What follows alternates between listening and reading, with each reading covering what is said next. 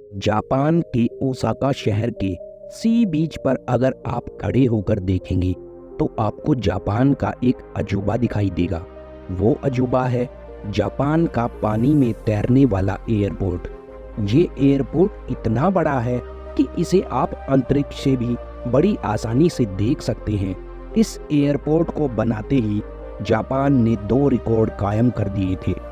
एक तो ये एयरपोर्ट दुनिया का पहला पानी पर तैरने वाला एयरपोर्ट था और दूसरा इस एयरपोर्ट को जमीन से कनेक्ट करने के लिए समुद्र में बनाया गया 4.5 किलोमीटर लंबा पुल।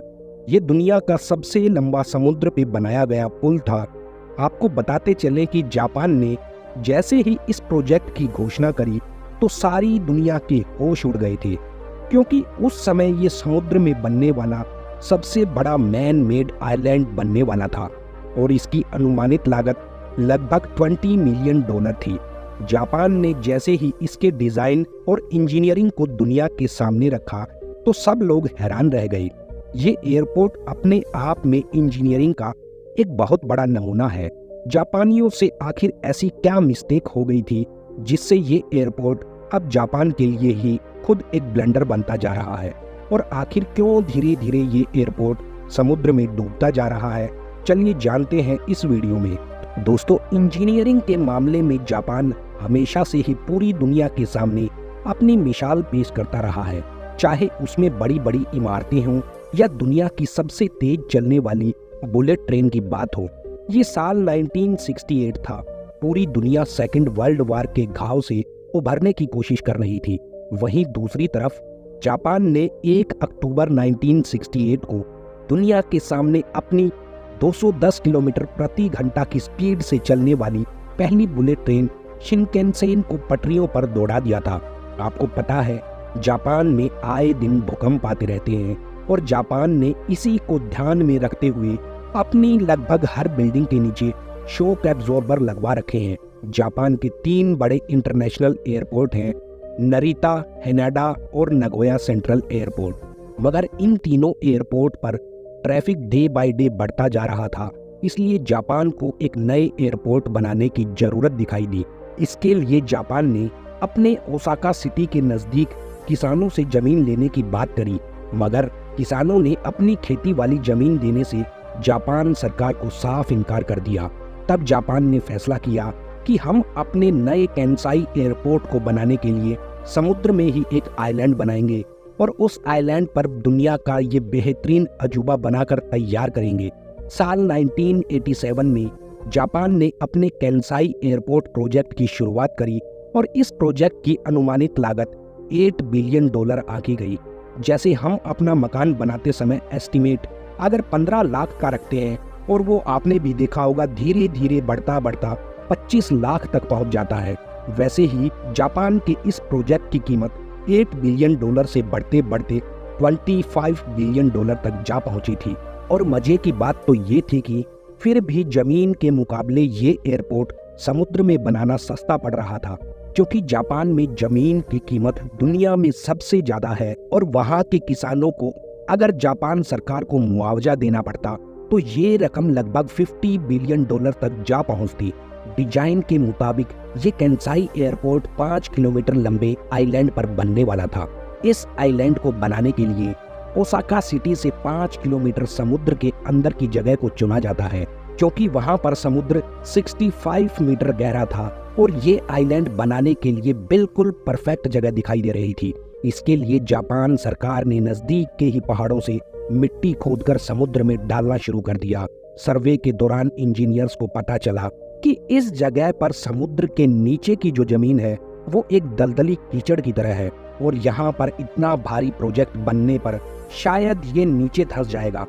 फिर इंजीनियर्स ने कीचड़ के सैंपल लिए और दोबारा से उनकी टेस्टिंग करी तो उन्हें इस बात का पता चला कि यहाँ बनने वाला स्ट्रक्चर 22 फीट से 30 फीट तक नीचे धंस सकता है। इसी बात को ध्यान में रखते हुए इंजीनियर्स ने इसे 25 फीट तक धंसने के हिसाब से बनाया था। और हैरानी की बात तो ये है कि इंजीनियर्स को ये पहले ही पता था ये एयरपोर्ट धंसेगा जरूर, चाहे वो 15 फीट धंसे या 20 फीट धंसे। और इंजीनियर्स को अनुमान लगाने में यही सबसे बड़ी गलती हो गई थी, केंसाई एयरपोर्ट का मैप और डिजाइन मिलने के बाद कंस्ट्रक्शन इंजीनियर्स ने इस पर काम शुरू कर दिया। इंजीनियर्स के सामने सबसे पहली चुनौती समुद्र के अंदर की मिट्टी को ठोस करने की थी, जिसके लिए उन्होंने 15,000 वाइब्रेटर्स को समुद्र के अंदर की मिट्टी में डालकर वहां की मिट्टी को स्टेबल किया।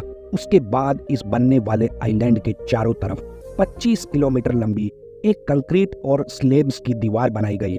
इस दीवार का मेन काम आइलैंड पर बनने वाले एयरपोर्ट को समुद्री तूफानों में उठने वाली ऊंची ऊंची लहरों से बचाने का था। इस कंक्रीट वाल के बीच में पत्थरों और ट्रायंगल कंक्रीट के ब्लॉक से भरा गया। अब कंक्रीट के अंदर की खाली जगह को 70 फीट ठोस मिट्टी डालकर उसका भराव किया गया।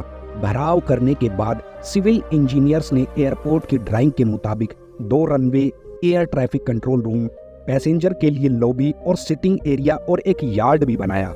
एक तरफ तो एयरपोर्ट का काम जोर शोर से चल रहा था, वहीं दूसरी तरफ ओसाका से केंसाई एयरपोर्ट को जोड़ने के लिए ब्रिज का काम भी दिन रात चल रहा था।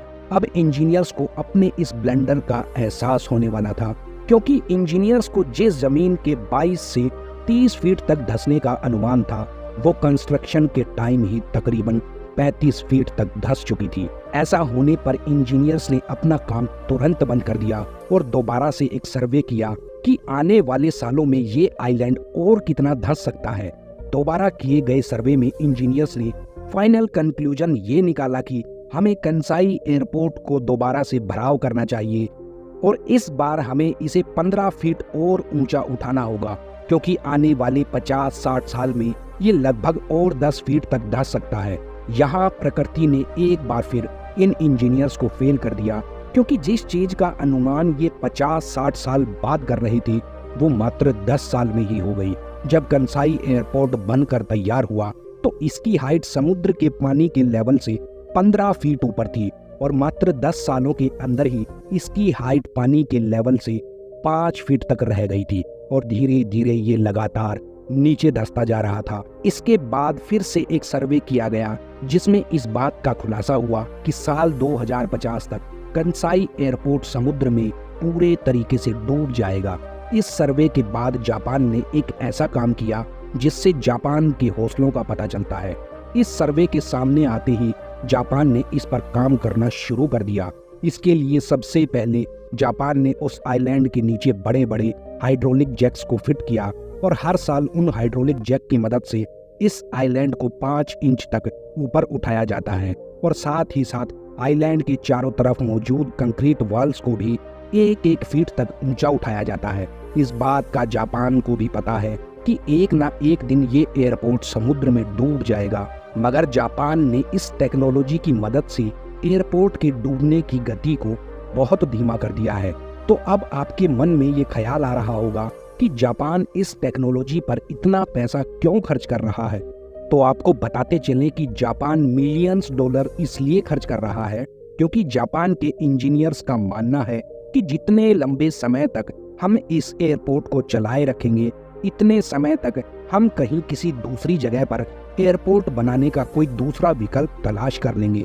प्रकृति भी दिन प्रतिदिन हम मनुष्यों की वजह से ही विकराल रूप लेती जा रही है और इसका असर जापान के इस केंसाई एयरपोर्ट के केस में भी दिखाई देता है। साल 2010 में ओसाका बे में इतना भयंकर तूफान आया जिसने समुद्र के लेवल को 8 फीट तक बढ़ा दिया था, जिसकी वजह से ये केंसाई एयरपोर्ट पूरे तरीके से समुद्र में डूब गया था और वहां खड़े जहाज पानी में तैर गए थे। इस तूफान की वजह से एयरपोर्ट अथॉरिटीज और एयरलाइन कंपनीज को बहुत बड़ा नुकसान हुआ था और जब 24 घंटे बाद पानी का लेवल फिर से कम हुआ तो जापान ने मात्र 10 दिन के अंदर ही दिन रात कड़ी मेहनत करके इस एयरपोर्ट को दोबारा फिर से चालू कर दिया था।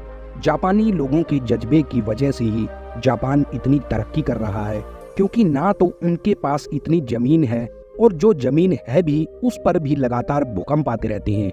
जापान पर परमाणु बम का भी हमला हुआ और कई सुनामियों का जापान ने सामना भी किया, मगर फिर भी जापान पूरी दुनिया में बुलंद खड़ा दिखाई देता है।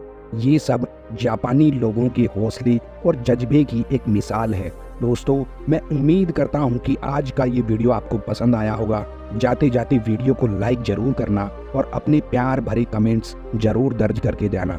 इसी के साथ मौज लो, रोज लो, ना मिले तो खोज लो। आप सभी का दिल से धन्यवाद।